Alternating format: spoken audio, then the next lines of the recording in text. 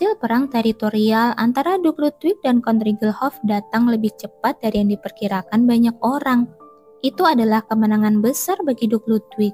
Bahkan mereka yang menduga Duke Ludwig akan menang tidak menyangka hal itu akan berakhir begitu cepat. Archduke Lansten dan Count Regelhof terlalu arogan terhadap Duke Ludwig dan Yang Mulia Kaisar. Betapa bodohnya mereka menyerbu tanpa mengenal musuh dengan baik. Jangan katakan hal-hal yang tidak kau ketahui. Bukan karena Archduke Lansten dan Count Regelhof ceroboh, tetapi karena Duke Ludwig dan Yang Mulia Kaisar bukanlah lawan yang mudah. Mereka yang tadinya mendukung Archduke Lansten di lingkungan sosial, kini mengubah pendiriannya seolah-olah mereka telah mendukung Kaisar dan Duke Ludwig sejak awal. Tidak mengherankan, karena keluarga yang mendukung Archduke Lansten semuanya berada dalam bahaya kepunahan. Mencoba membunuh Kaisar adalah pengkhianatan yang tak terkira, bukan? Saya merasa kasihan pada Archduke Lansten. Saya dengar putranya yang melakukannya. Jaga ucapanmu. Bahkan jika putranya yang melakukannya, apakah menurutmu Archduke tidak mengetahuinya? Begitu percobaan pembunuhan itu gagal, keluarga kekaisaran seolah-olah mereka telah menunggu menangkap Archduke Lansten dan kelima keluarga yang mendukungnya. Mereka yang melarikan diri cari, tetapi dengan tertangkapnya kepala keluarga dan ahli warisnya, pengasingan hampir pasti terjadi. Tidak seperti biasanya, Duke Ludwig diizinkan mengeksekusi Count Regelhof sesuai keinginannya sendiri, terutama karena ia telah memprovokasi mereka dengan melancarkan perang teritorial dan penculikan. Sementara Cliff menahan tawanan Regelhof di sel luar rumah besar Ludwig dan mempersiapkan mereka untuk dieksekusi, Duke dan Kilian kembali ke ibu kota.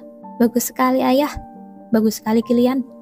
Cliff yang menunggu di rumah besar menyambut ayah dan saudara laki-lakinya yang kembali. Duke Ludwig turun dari kudanya dan tanpa sepatah kata pun berjalan cepat untuk memeluk Duchess yang berdiri di belakang Cliff, ditopang oleh seorang pelayan. Maaf atas masalah yang ditimbulkan, Jocelyn. Aku baik-baik saja. Jangan khawatir, sayang. Kilian turun dari kudanya dan menggelengkan kepalanya saat menyaksikan reuni penuh gairah antara ayah dan ibunya. Tampaknya semua orang dari keluarga Ludwig telah berkumpul, tetapi kemanapun dia memandang, dia tidak dapat melihat satu wajah yang dicarinya. Kakak, di mana Edith? Tanya Kilian, masih mencari rambut Edith yang berwarna coklat kemerahan. Tetapi tidak ada jawaban dari Cliff. Kakak, Kilian, wanita itu membantu menculik ibu kita dan Lizzie. Apa? Duke menoleh saat Kilian bertanya tidak percaya. Kau yakin tentang ini? Tolong jelaskan secara rinci, Cliff. Sepertinya mereka berencana untuk menyerbu rumah besar sejak awal. Wanita itu telah bertingkah mencurigakan saat berkeliaran di sekitar rumah besar. Duke tahu hal ini, tetapi Kilian belum pernah mendengarnya sebelumnya dan alisnya berkerut. Mencurigakan? Apa yang dia lakukan? Dia berkeliaran sekitar rumah besar pada malam hari untuk memeriksa pintu-pintu. Aku pikir dia mencoba melakukan sesuatu pada pintu belakang, dan ada seorang pelayan yang melihatnya membukanya dan mengutak-atik kuncinya. Hanya tebakan kan? Atau apakah kamu punya bukti? Bukan itu saja, dia juga berkeliaran di tempat yang tidak ada pintu untuk diperiksa, di setiap sudut rumah. Cliff berbicara seolah-olah itu semacam bukti, tetapi Kilian mendengus. Kamu tidak bisa begitu saja menganggap itu sebagai bukti, kan? Kilian, dan siapa yang melihat Edith berkeliaran di setiap sudut rumah besar seperti yang kau katakan? Lizzie melihatnya. Jadi maksudmu Lizzie juga berkeliaran di setiap sudut rumah besar seperti yang dilakukan Edith, tapi kau tidak mencurigainya? Lizzie tampak terkejut, begitu pula Cliff. Lizzie sudah seperti keluarga kita. Edith juga keluarga kita. Kita sudah menikah selama hampir setahun. Berapa lama lagi kamu akan memperlakukannya seperti orang asing? Kalian dapat memahami sedikit kekesalan dan frustasi yang pasti dirasakan Edith saat tinggal di rumah ini. Setiap gerakannya dianggap sebagai bagian dari konspirasi, hanya karena dia adalah putri Count Regelhof. Namun kali ini Cliff keras kepala. Edith tidak ada di sana saat kami pergi menyelamatkannya, dan aku rasa mereka membawanya ke suatu tempat, tetapi mereka menolak memberitahu kita. Saat itulah Lizzie berbicara dengan hati-hati. Ketika aku terbangun di sana, hanya ada aku, Duchess, dan mereka. Aku belum melihat Edith sejak dia diculik, Kilian. Pelayan Regelhof juga mengakui bahwa mereka membawa Edith. Mata Kilian terbelalak mendengar penjelasan Cliff lebih lanjut. Pelayan? Maksudmu pelayan yang bernama Sophia? Iya, pelayan yang melayani Edith saat itu. Kilian merasa sedikit rasa tidak nyaman di sana. Ceritakan lebih lanjut tentang apa yang dikatakan pelayan itu. Dia mengatakan sesuatu seperti, tempat seperti ini tidak cocok untuk nona saya. Kurasa? Hanya itu yang dia katakan? Iya, ada lagi. Mungkin maksud Cliff adalah, apakah ada hal lain yang diperlukan untuk membuktikan bahwa Edith adalah mata-mata mereka? Tetapi Kilian merasakan ada sesuatu yang tidak beres. Pelayan itu, Sophia, mencoba menyelamatkan nyawa Edith. Pelayan yang menatapnya dengan jahat seolah ingin membunuhnya. Pelayan yang bernama Sophia itu lebih seperti membenci Edith. Punggung Edith yang memar akibat pukulan Sophia masih terbayang jelas dalam ingatan Kilian. Sekalipun Edith telah memutuskan untuk setia kepada keluarganya lagi, Sophia tampaknya tidak cukup setia untuk membiarkannya melarikan diri sendirian. Ini konyol. Kemudian Duke Ludwig yang telah mendengarkan Cliff angkat bicara. Kilian, aku mengerti keenggananmu untuk percaya. Namun, ini bukanlah sesuatu yang dapat dimaafkan karena simpati atau kasih sayang. Jadi, apakah tim pencari sudah dikerahkan? Ya, kami tidak bisa mengirim banyak orang karena mereka harus mempertahankan rumah besar. Tetapi sekarang setelah semua kesatria kembali, kami akan menambah pasukan pencari kami. Cliff dan Duke tampaknya percaya bahwa Edith pasti telah membantu Shane, tetapi tidak dengan Kilian. Jika Edith memang mengkhianati keluarga Ludwig dan berbalik melawan Kilian, dia ingin mendengarnya langsung dari Edith. Kilian berkata dengan wajah dingin, "Aku juga harus menemukan Edith, meskipun dia mata-mata. Dia tidak dapat disangkal bahwa dia adalah istriku." Kilian, apakah kamu mengatakan bahwa kamu akan mengutamakan perasaan pribadimu di atas nama keluarga? Jika Edith benar-benar bersalah, aku yang akan menghukumnya. Bahkan jika dia harus dibunuh, aku yang akan melakukannya sendiri. Suasana hati Kilian sedang kacau, seolah dia akan menghunus pedangnya kapan saja. Dia menoleh ke arah para ksatria yang menjaga rumah besar itu. Aku akan memeriksa lokasi penculikan ibuku dan Lizzie sekarang juga. Leonard, pilih 10 orang dan persiapkan mereka.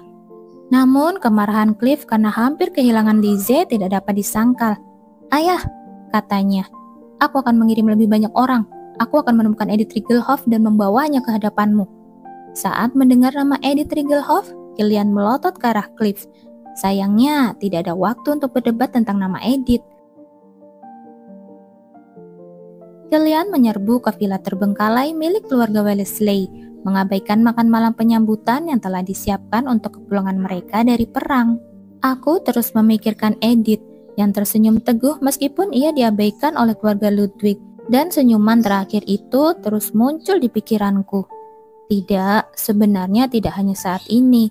Tetapi sepanjang perang, aku tidak bisa berhenti memikirkan senyuman itu, mata yang hangat itu, dan aroma mawar yang memusingkan.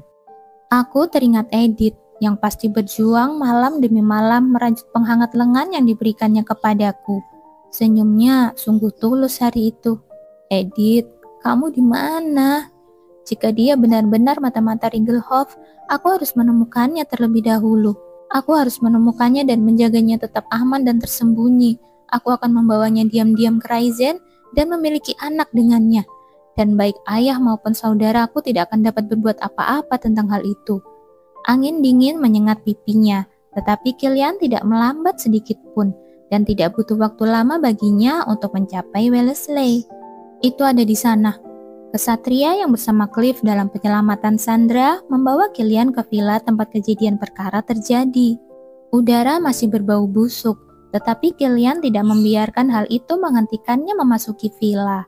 Noda darah di lantai dan dinding memberinya gambaran kasar tentang apa yang terjadi di sini hari itu. Duchess berada di ujung ruangan di sana, dan Lady Lizzie berada di ujung ruangan yang lain. Apakah kamu sudah mencari di setiap sudut dan celah? Pada saat itu, Duchess sedang tidak dalam kondisi baik dan kami harus segera kembali. Tanpa mendengarkan jawaban sang kesatria sampai akhir, Kilian memerintahkan para kesatria di belakangnya untuk menggeledah setiap ruangan. Dia menuju ruangan penyimpanan di lantai pertama tempat Lizzie pertama kali membuka matanya. Nyalakan lebih banyak lampu. Dia memerintahkan 2 lentera lagi dinyalakan di area yang remang-remang, lalu berlutut di lantai ruang penyimpanan yang kosong. Tuan muda, para kesatria lainnya bingung, tidak tahu apa yang sedang dilakukannya, tetapi Kilian mengamati setiap inci lantai dengan lentera. Apakah kamu bilang semua tentara bayaran itu mengenakan tudung? Iya, Shen berambut pirang dan pelayannya berambut hitam kan? Iya, mereka memang begitu. Tapi, lalu, siapakah pemilik rambut coklat kemerahan ini? Kilian memegang beberapa helai rambut coklat panjang di tangannya. Edith ada di sini. Kilian bangkit berdiri dan menuju keluar. Para kesatria menggeledah setiap ruangan, tetapi tak seorang pun mengatakan telah menemukan apapun. Kemana mereka membawanya? Kilian membayangkan tempat ini hari itu di kepalanya. Lizzie mengatakan Edith tidak ada di sana saat dia bangun. Jadi dia pasti telah dibawa ke suatu tempat sebelumnya. Dan baik Konrigelhof maupun Shen tidak akan memaafkannya karena mengkhianati keluarga. Mereka mungkin akan membunuhnya sebelum orang lain. Kilian mengamati sekelilingnya. Tatapannya tertuju pada lorong gelap di sudut seberang ruang penyimpanan. Apa itu? Kilian memberi isyarat, tetapi kesatria yang datang bersama Cliff tampak terkejut. Seolah-olah dia belum pernah melihatnya di sana sebelumnya. Ini kelihatannya seperti tangga menuju ruang bawah tanah. Apakah kamu sudah memeriksa ruang bawah tanah waktu itu? Saya minta maaf, kami terlalu sibuk bertarung di tempat sempit ini. Kilian berpikir lebih baik memeriksanya sendiri daripada mendengarkan jawaban-jawaban yang lebih membuat frustasi. Jadi dia langsung menuju ke ruang bawah tanah. Itu berada di bawah tanah, tapi tidak terlalu dalam. Dia membuka pintu yang menuju ruang bawah tanah dan menemukan dirinya berada di lorong yang tidak sepenuhnya di bawah tanah. Tampaknya tempat itu digunakan sebagai tempat tinggal para pelayan atau gudang anggur. Mengabaikan penjelasan lebih lanjut dari sang kesatria, Kilian langsung menuju salah satu ruangan.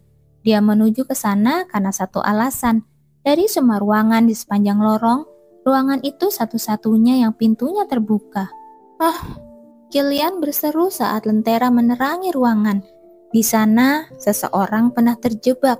Sebuah kursi kayu yang berat berada di tengah ruangan batu yang dingin itu, dengan seikat tali yang tidak diikat tergeletak di belakangnya. Sebuah lentera yang padam di atas meja kayu reot dan cambuk kuda hitam tergeletak sembarangan di depannya. Tetapi yang paling menarik perhatian Kilian adalah darah di lantai dan korsase yang dibelikannya untuk Edith. Edith ada di sini, dan dia keluar dari sini sendirian. Seberapa jauh seorang wanita yang terluka dengan gaun pesta dan sepatu satin dapat bepergian dalam cuaca dingin seperti ini? Aku harus menemukannya. Kilian menjengkeram korsase itu erat-erat dan mengatupkan gerahamnya. Dia tidak boleh membiarkan dirinya panik dan goyah di sini. Dia harus bergerak sekarang demi Edith yang pasti menggigil di suatu tempat. Leonardo? Iya tuan. Kilian menoleh ke Leonard, satu-satunya kesatria yang tahu bahwa Edith telah disiksa oleh Sophia. Aku ingin kau pergi ke Serikat Tentara Bayaran sekarang juga dan rekrut pencari. Telusuri ibu kota. Dia mungkin belum keluar dari ibu kota. Iya tuan. Aku akan memulai dengan menyapu sekitar sini. Mendengar itu, Leonard berhenti sejenak dan berkata dengan hati-hati. Mungkin sebaiknya Anda kembali ke rumah besar dan menyegarkan diri terlebih dahulu. Anda belum beristirahat, Tuan. Namun Kilian menggelengkan kepalanya. Jika itu kamu, apakah kamu bisa beristirahat setelah kehilangan istrimu? Lalu dia berbalik dan menuju ke atas. 2 dari kalian akan mengikuti Leonard ke ibu kota, dan sisanya akan mencari di sekitar sini. Para kesatria itu menatap Kilian dengan penuh tanya. Tetapi korsase di tangan Kilian dan aura berat Leonard di belakangnya memberitahu mereka sesuatu. Yang terpenting, mata Kilian lebih putus asa dari sebelumnya. Iya, saya mengerti tuan. Para kesatria yang menyelidiki villa itu bergegas keluar dan menarik kuda mereka. Kilian menatap langit, salju tipis turun. Ia menggertakkan giginya dan menaiki kudanya.